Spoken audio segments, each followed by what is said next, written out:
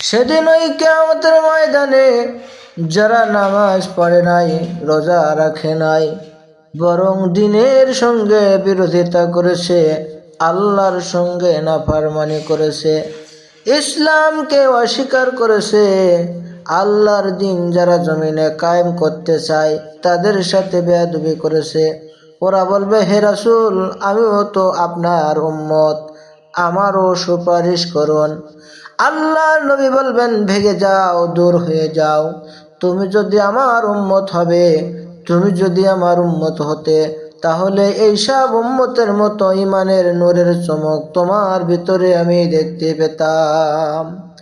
ওই হাসরের ময়দানে আল্লাহর নবী যদি বলে, তুমি আমার উম্মত নও, এখান থেকে ভেগে যাও, এর থেকে অসহায়, এর থেকে এতিম অবস্থা আর কি হতে পারে? আল্লাহ যেন আমাদের এই দুরবস্থা থেকে হেফাজত করে।